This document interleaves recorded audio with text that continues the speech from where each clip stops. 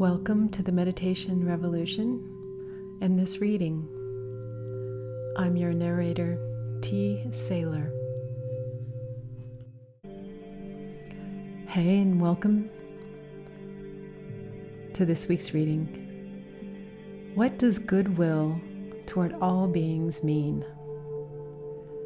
In this reading, Thanissaro Bhikkhu takes a deep dive into what the Buddha meant by metta, or what we call loving kindness in the Western Buddhist circles. But what Thanissaro is saying is that the Buddha wasn't saying to have loving kindness toward all. He was saying have goodwill toward all, a boundless friendliness toward all. And in the reading, we'll find out what the difference is between having loving kindness for all beings and having goodwill or a boundless friendliness towards all beings.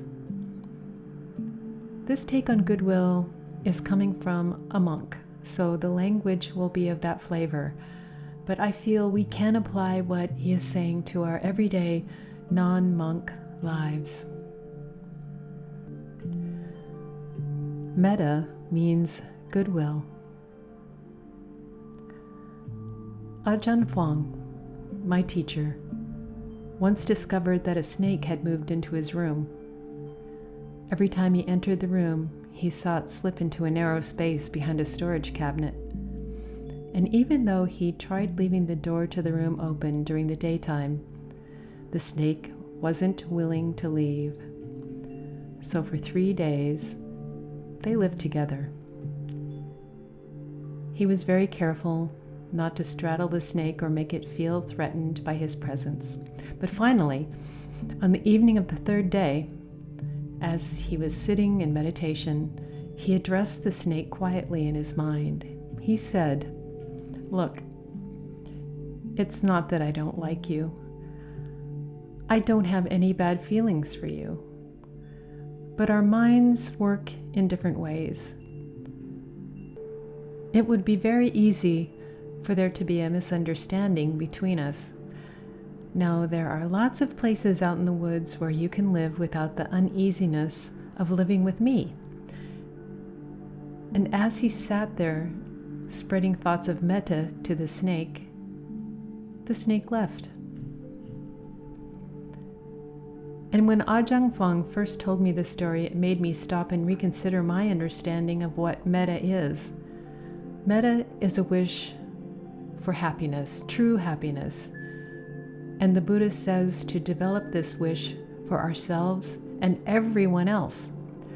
With metta for the entire cosmos, cultivate a limitless heart. But what's the emotional quality that goes along with that wish? Many people define it as loving kindness, implying a desire to be there for other people, to cherish them, to provide them with intimacy, nurture, and protection. The idea of feeling love for everyone sounds very noble and emotionally satisfying. But when you really stop to think about all the beings in the cosmos, there are a lot of them who, like the snake, would react to your loving kindness with suspicion and fear. Rather than wanting your love, they would rather be left alone. Others might try to take unfair advantage of your loving kindness, reading it as a sign of either your weakness or your endorsement of whatever they want to do. In none of these cases would your loving kindness lead to another's true happiness. When this is the case, you're left wondering if the Buddha's instructions on universal metta or loving kindness are really realistic or wise. But as I learned from Ajahn Fuang's encounter with the snake, metta is not necessarily an attitude of loving kindness. It's more of an attitude of goodwill, wishing the other well, but realizing that true happiness is something that each of us ultimately will have to find for him or herself, and sometimes most easily when we go our separate ways. This understanding of metta is borne out in the Pali Canon. First of all, in the word itself. The Pali language has another word for love, which is pema, whereas metta in Pali is related to the word mita or friend. Universal metta is friendliness for all. The fact that this friendliness equates with goodwill is shown in the 4 passages in the Pali Canon where the Buddha recommends phrases to hold in mind when developing thoughts of loving kindness or metta. These phrases provide his clearest guide not only to the emotional quality that underlies metta, but also to the understanding of happiness that explains why it's wise and realistic to develop metta for all. The first phrases come in a passage where the Buddha recommends thoughts to counter ill will. These phrases are chanted daily in Theravada Buddhist communities the world over. May these beings, free from animosity, free from oppression, and free from trouble, look after themselves with ease. Notice that last sentence. May they look after themselves with ease. You're not saying that you're going to be there for all beings all the time, and most beings would be happier knowing that they could depend on themselves rather than having to depend on you. I once heard a Dharma teacher say that he would want to live in a world where there was no suffering, because then he wouldn't be able to express his compassion, which, when you think about it, is extremely selfish. He needs other people to suffer so he can feel good about expressing his compassion. A better attitude would be, may all beings be happy. May they be able to look after themselves with ease. That way, they can have the happiness of independence and self-reliance. Another set of metta phrases is in the Karaniya Sutta. They start out with a simple wish for happiness.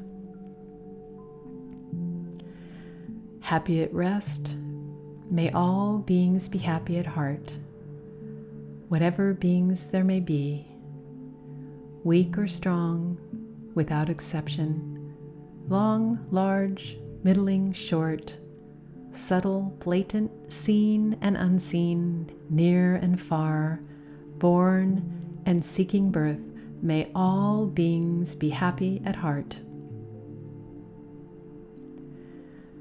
But then they continue with a wish that all beings avoid the causes that would lead them to unhappiness. Let no one deceive another, or despise anyone anywhere, or through anger or resistance wish for another to suffer. In repeating these phrases, you wish not only that beings be happy, but also that they avoid the actions that would lead to bad karma, to their own unhappiness. You realize that happiness has to depend on action. For people to find true happiness, they have to understand the causes for happiness and then act on them. They also have to understand that true happiness is harmless. If it depends on something that harms others, it's not going to last. Those who are harmed are sure to do what they can to destroy that happiness. And then there's the plain quality of sympathy. If you see someone suffering, it's painful. if you have any sensitivity at all, it's hard to feel happy when you know that your happiness is causing suffering for others. So again, when you express goodwill, you're not saying that you're going to be there for them all the time. You're hoping that all beings will wise up about how to find happiness and be there for themselves. This sutta goes on to say that when you're developing this attitude, you want to protect it in the same way that a mother would protect her only child. As a mother would risk her life to protect her child, her only child, even so should one cultivate a limitless heart with regard to all beings. Some people misread this passage. In fact, many translators have mistranslated it, thinking that the Buddha is telling us to cherish all living beings the same way a mother would cherish her only child. But that's not what he's actually saying. To begin with, he doesn't mention the word cherish at all. And instead of drawing a parallel between protecting your only child and protecting other beings, he draws the parallel between protecting the child and protecting your goodwill. This fits in with his other teachings in the Pali Canon. Nowhere does he tell people to throw down their lives to prevent every cruelty and injustice in the world. But he does praise his followers for being willing to throw down their lives for their precepts.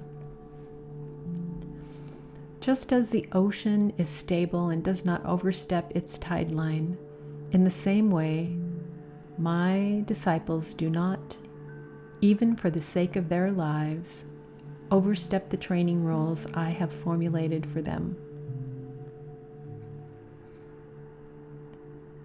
The verses here carry a similar sentiment.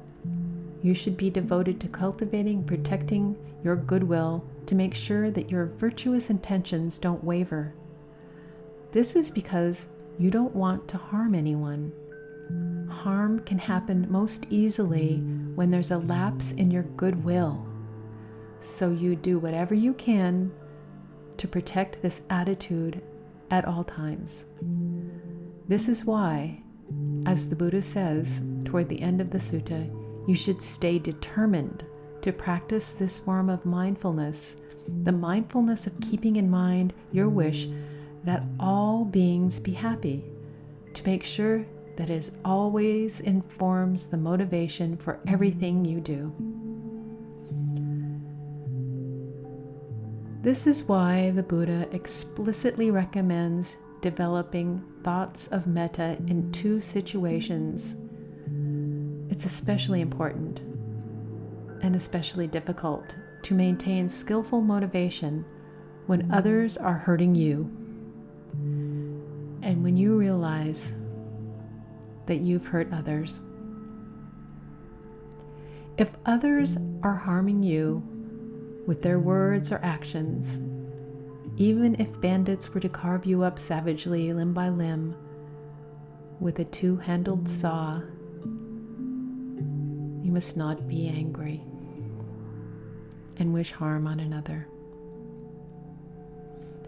In doing this, the Buddha says you make your mind as expansive as the river Ganges or as large as the earth.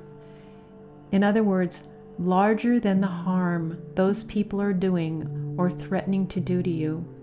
He himself embodied this teaching after Devadatta's attempt on his life, as he told Mara, the representation of evil, who had come to taunt him while he was resting from the painful injury.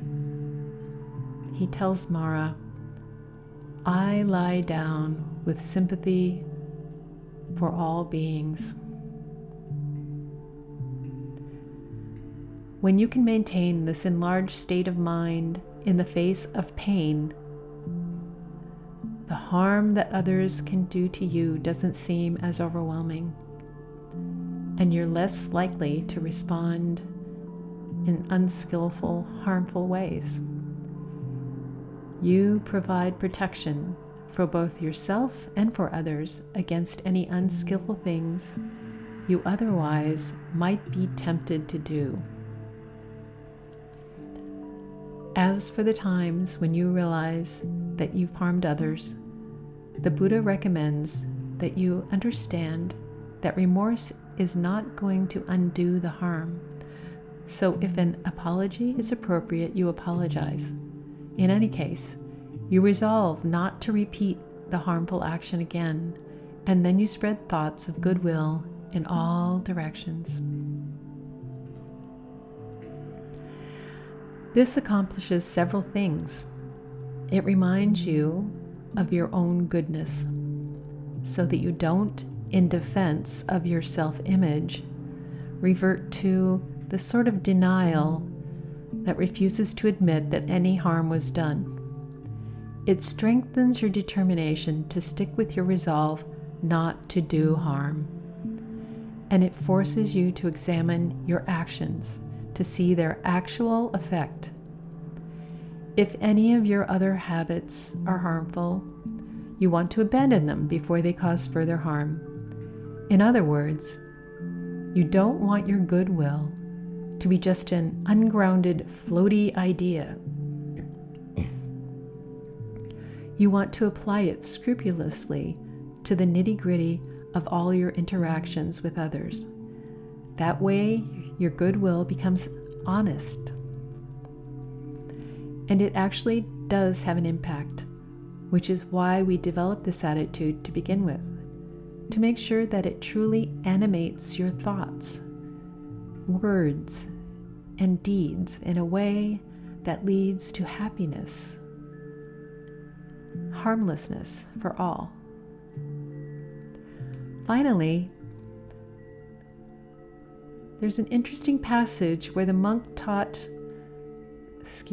Buddha taught the monks a chant for spreading goodwill to all snakes and other creeping things. The story that a monk is meditating in the forest and was bitten by a snake and died. The monks report this to the Buddha, and he replies that if that monk had spread goodwill to all 4 great families of snakes, perhaps the snake wouldn't have bitten him. Then the Buddha taught the monks a protective chant for expressing metta not only for snakes, but for all beings, all creatures. It goes like this: I have goodwill for footless beings, goodwill for 2-footed beings, goodwill for 4-footed beings, goodwill for many-footed beings. May footless beings do me no harm. May 2-footed beings do me no harm. May 4-footed beings do me no harm. May many-footed beings do me no harm. May all creatures, all breathing things, all beings, each and every one, meet with good fortune. May none of them come to any evil.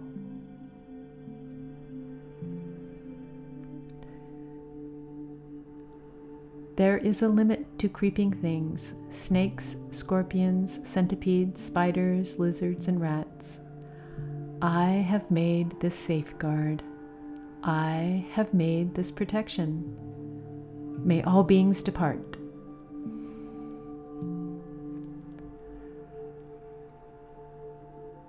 The last statement in this expression of metta takes into consideration the truth that all living together is often difficult, especially for beings of different species that can harm one another. And the happiest policy for all concerned is often to live harmlessly apart. These different ways of expressing metta show that metta is not necessarily the quality of loving kindness.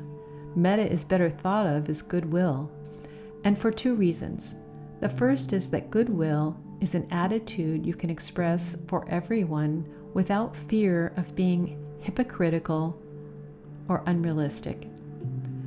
It recognizes that people will become truly happy not as a result of your caring for them, but as a result of their own skillful actions, and that the happiness of self-reliance and self-resilience is greater than any happiness that comes from dependency. The second reason is that goodwill is a more skillful feeling to have toward those who would react unskillfully to your loving kindness. There are probably people you've harmed in the past who would rather not have anything to do with you ever again, so the intimacy of loving kindness would actually be a source of pain for them, rather than joy. There are also people who, when they see that you want to express loving kindness, would be quite quick to take advantage of it. And there are plenty of animals out there who would feel threatened by an overt expression of love from a human being. In these cases, a more distant sense of goodwill, that you promise yourself never to harm those people or creatures or beings, would be better for everyone involved. This doesn't mean that loving kindness is never an appropriate expression of goodwill. You simply have to know when it's appropriate and when it's not. If you truly feel metta for yourself and others, you can't let your desire for warm feelings of love and intimacy render you insensitive to what would actually be the most skillful way to promote true happiness for all. That concludes this reading, and I hope it gives you some interesting food for thought. I'd love to hear your comments. You can always leave me a comment in the comment box. Thank you for listening, and may all beings be happy, healthy, and free from harm, and live with the ease of a joyful heart.